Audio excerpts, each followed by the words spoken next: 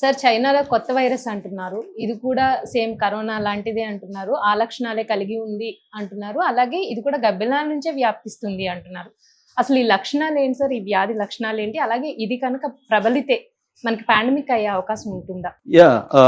South China morning post అనే ఒక పత్రికలో ఒక రీసెర్చ్ రిపోర్ట్ బయటకొచ్చింది. ఆ రీసెర్చ్ రిపోర్ట్ ప్రపంచాన్ని మరొకసారి ఉలిక్కి పడేట్టుగా చేసింది. ఇప్పుడు ప్రపంచవ్యాప్తంగా మొత్తం అన్ని రకాల వార్తా సంస్థలు ఈ న్యూస్ని ఫ్రంట్ పేజీలోకి తీసుకొచ్చాయి, చర్చలు మొదలుపెట్టాయి. ఇది ఒక రకంగా ఆందోళన కలిగించే వార్తగానే మనం చెప్పుకోవచ్చు. ఏంటంటే చైనాలో గతంలో మనకి కోవిడ్ సంబంధించిన వైరస్ ఏదైతే ఉందో అది వుహాన్ ఇన్స్టిట్యూట్ ఆఫ్ వైరాలజీ అని చైనాలో ఉంటుంది. ఈ వుహాన్ ఇన్స్టిట్యూట్ ఆఫ్ వైరాలజీలో ల్యాబ్ నుంచి అది బయటకు వచ్చింది అనేది ప్రధానంగా మనకి ఇప్పటికి కూడా ఉన్న న్యూస్. అంటే చైనాలో ఆ ల్యాబ్ లో వీళ్ళు ప్రయోగాలు చేస్తూ అక్కడి నుంచి అది లీక్ అయి బయటకు వచ్చి వుహాన్ పట్టణంలో ముందు వ్యాపించి తర్వాత చైనాలోని మిగతా ప్రాంతాలకి అక్కడి నుంచి ప్రపంచం అంతా వ్యాపించింది. సో అది చైనానే దానికి ఆధారం అనేది. అందువల్ల ఇప్పుడు చైనాలో ఏ వైరస్ అన్నా ఉలిక్కి పడేది. పైగా గతంలో మన గబ్బిలాల నుంచి ఈ COVID-19 వైరస్ వచ్చింది అనేది కూడా గతంలో చెప్పారు, కరోనా వైరస్. అలాగా ఇప్పుడు ఒక వార్త ఏంటంటే నేను ఇందాక చెప్పినట్టుగా సౌత్ చైనా మార్నింగ్ పోస్ట్లో వచ్చిన వార్త ప్రకారం ఆ రీసెర్చ్ రిపోర్ట్, ఈ రీసెర్చ్ ఎవరు చేశారంటే చైనాలో ఈ వుహాన్ ఇన్స్టిట్యూట్ ఆఫ్ వైరాలజీలో షీ జంగి అనే ఒక ఆవిడ ఉంటుంది అనమాట. ఆమె పేరే బ్యాట్ ఉమెన్ అంటారు. బ్యాట్ అంటే గబ్బిలం, గబ్బిలాల స్త్రీ అనుకోవచ్చు తెలుగులో. ఎందుకంటే గబ్బిలాల మీద ఈ వైరస్ల మీద ఆమె చాలా పరిశోధనలు చేసింది గతంలో, అందుకని ఆమెని బ్యాట్ ఉమెన్ అంటారు. బ్యాట్ అంటే గబ్బిలాన్ని బ్యాట్ అంటాం. సో ఆమె ఏం చెప్పిందంటే ఇప్పుడు ఒక వైరస్, కొత్త వైరస్ ఒకటి గబ్బిలంలో బయటపడింది గబ్బిలాల్లో. అది ఇంకా మనిషికి అయితే రాలేదు. ఆ గబ్బిలంలో బయటపడిన వైరస్ ఏంటంటే HKU5-CoV2 అనే పేరు పెట్టారు దానికి. ఆమె ఏం చెప్తుందంటే ఇది చాలా డేంజరస్ వైరస్.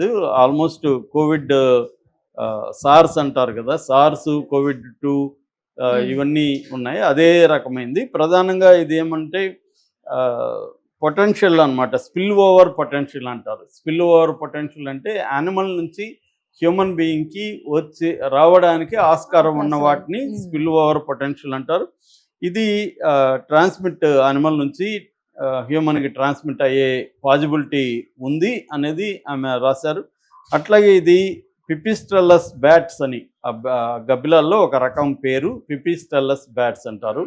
వాటిలో ఈమె ఉందనేది ఈమె చెప్పింది అనమాట. హాంకాంగ్ యూనివర్సిటీ కూడా దీన్ని కన్ఫర్మ్ చేసింది. సో ఇప్పుడు ఇది బేసిక్గా ఏంటంటే దీని మీద ఇంకొంతమంది సైంటిస్టులు, వైరాలజిస్టులు వీళ్ళు స్పందించారు. వాళ్ళు చెప్తున్న దాని ప్రకారం ఇది మెర్స్ అనే ఒక వైరస్ గ్రూప్ ఉంది. మెర్స్ అంటే మిడిల్ ఈస్ట్ రెస్పిరేటరీ సిండ్రోమ్ అనమాట. రెస్పిరేటరీ సిండ్రోమ్ దానికి దగ్గరలో ఉందంట ఇప్పుడు నేను చెప్పిన HKU5 వైరస్. ఈ మెర్స్కి దగ్గరగా ఉంది.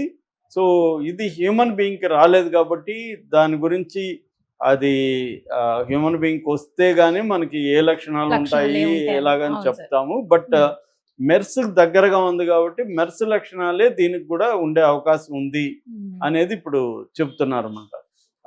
సో వాళ్ళు చెప్పేది ఏంటంటే మామూలుగా సిమ్టమ్స్, కరోనా వైరస్కి ఎలాంటి సిమ్టమ్స్ ఉన్నాయో దీనికి కూడా మోస్ట్లీ అలాగే ఉంటాయి. అంటే ఫీవర్గా ఉండడం, గొంతు నొప్పి, దగ్గు, ఊపిరాడకపోవడం, తర్వాత వాంతులు, విరేచనాలు, ఆర్గాన్ డ్యామేజ్, ఫైనల్గా ఆర్గాన్ డ్యామేజ్, వైటల్ పార్ట్స్ అంతా ఇదైపోవడం, న్యూమోనియా రావడం, ఫైనల్గా డెత్కి దారి తీయడం అనేది లక్షణాలు అని చెప్తున్నారు. ఇక స్ప్రెడ్ ఎలా అవుతుంది అనుకున్నప్పుడు ఇది కూడా డ్రాప్లెట్ల ద్వారా మనం తుమ్మినా, దగ్గినా లేకపోతే ఆ డ్రాప్లెట్స్ బయటకు వస్తే వాటి ద్వారా అవి వ్యాపిస్తాయని చెప్తున్నారు. అట్లాగే కంటామినేటెడ్ సర్ఫేస్, ఎవరైనా వచ్చిన వాళ్ళు తాకితే ఆ ప్లేస్లో మళ్ళీ మనం తాకితే అది మనకి వస్తుంది. అందుకని పబ్లిక్ వెళ్ళేటప్పుడు గ్లోవ్స్ వేసుకోవడం, తర్వాత మాస్క్ వేసుకోవడం అవసరం. ఏంటంటే వాళ్ళు తాకిన దగ్గర మనం తాకితే అవి వచ్చే అవకాశం ఉంది. అట్లాగే ఇది హైలీ ట్రాన్స్మిషబుల్ అని కూడా చెప్తున్నారు ఈ వైరస్.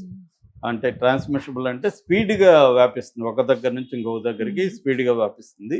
అయితే దీని ట్రీట్మెంట్ కూడా ఆల్మోస్ట్ కరోనా వైరస్కి ఏ రకమైన ట్రీట్మెంట్ ఇచ్చారు అప్పుడు, రెమెడీసివిర్ అనే ఇంజెక్షన్ ఇవ్వడం అవన్నీ చూసాము. అట్లాగే స్టెరాయిడ్స్ ఇచ్చారు. దీనికి కూడా అలాంటిదే, మామూలు ఫీవర్ వీటికి ఇచ్చే పారాసెటమాల్, డోలోలు ఇవే ఇస్తారు.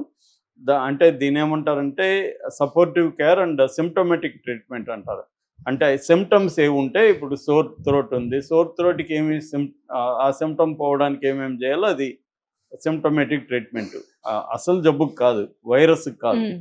సో మామూలుగా మనకి జనరల్గానే మన ట్రీట్మెంట్లో చాలాసార్లు ఇప్పుడు సీజనల్గా వచ్చే వైరస్లు వీటికి చాలా వాటికి కూడా మందులు లేవు, సిమ్టమేటిక్ ఇస్తారు. జ్వరం ఉంటే జ్వరం తగ్గడానికి ఇస్తారు, గొంతు నొప్పి ఉంటే దగ్గు ఉంటే దానికి ఇస్తారు తప్ప దానికి మూల కారణమైన వైరస్కి ట్రీట్మెంట్ లేదు, చాలా వైరస్లకి లేవు.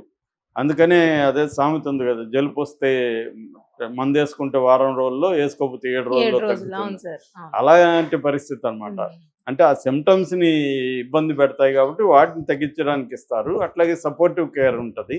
రెండోది ఏమంటే ఇప్పుడు ఈ HKU5 వైరస్ ఏదైతే ఉందో అది కోమార్బిడిటీస్ అంటారు. కోమార్బిడిటీస్ అంటే ఆల్రెడీ 1-2 జబ్బులు ఉంటాయి. ఫర్ ఎగ్జాంపుల్ ఇప్పుడు బీపీ, షుగర్ ఉంటాయి. అలాంటి వాళ్ళకి ఇది ఎక్కువ వచ్చే అవకాశం ఉంది. అంటే వల్నరబుల్గా ఆల్రెడీ ఉంటారు కాబట్టి వల్నరబుల్గా ఉండే ఇమ్యూన్ సిస్టమ్ ఉన్నప్పుడు ఇది అటాక్ చేస్తుంది అనేది ఈ సైంటిస్టులు చెప్తున్నారు. అయితే ఇది పండమిక్గా వ్యాపిస్తుందా మళ్ళీ, అంటే ఇంతకుముందు ఎట్లాగైతే కరోనా వైరస్ వ్యాపించిందో అలాగే వ్యాపించే అవకాశం దీనికి ఉందా అన్న ప్రశ్న, అదే కదా భయపెట్టేది అందరినీ. సో ఆ ప్రశ్నకి సైంటిస్టులు ఇప్పటి వరకు చెప్తున్నది ఏమంటే అది అంత ప్రమాదం ఉండకపోవచ్చు. ఎందుకంటే ఇది కూడా సిమిలర్ కరోనా వైరస్. ఆల్రెడీ మనం మ్యాక్సిమం ప్రపంచంలో అన్ని దేశాల్లో కూడా వైరస్ వ్యాక్సిన్లు తీసుకున్నారు కాబట్టి కొంత ఇమ్యూనిటీ కూడా పెరిగింది జనాల్లో. అందువల్ల ఇది కరోనా వైరస్ లాగా అటాక్ చేసి పాండమిక్గా మారే పరిస్థితి ఉండకపోవచ్చు. అంటే ఏది కూడా నిర్ధారణంగా చెప్పరండి. WHO ఎవరు కూడా 100% ఇదని చెప్పరు. ఇలాగని ఉండొచ్చు ఉండకపోవచ్చు అని వాళ్ళు మళ్ళీ తప్పించుకోవడానికి చెప్తారు. ఎందుకంటే రేపొద్దున మీరు చెప్పారు కదా అంటారు కదా. అందుకని రెండోది ఏంటంటే నికరంగా ఏది కూడా తెలియదు. దీని ఒక్కొక్క వైరస్ ఎలా రియాక్ట్ అవుతుందో బయటకు వచ్చి అది ఎలా, దాని మ్యుటేషన్స్ ఏంటి, దాని నిర్మాణం ఎలా ఉంది, ఇవన్నీ స్టడీ చేస్తున్నారు ఇప్పుడు దీన్ని. కాబట్టి ఇది హ్యూమన్కి ట్రాన్స్మిట్ అయినాక కానీ క్లారిటీగా రాదు. సో ఇప్పటి వరకు ఏంటంటే ఇది మనం ఎప్పటికప్పుడు తెలుసుకోవాలి. గతంలో కూడా చైనాలో వచ్చినప్పుడు ఇక్కడంతా నవ్వుకుంటా ఉండేవాళ్ళు, చైనాలో గబిలాలని వాళ్ళు అన్ని తినేస్తారు, వాళ్ళకి వస్తాయి, మనకి రావని అనుకున్నారు. తినకపోయినా వస్తాయి. వాళ్ళకి ఏ కారణంతో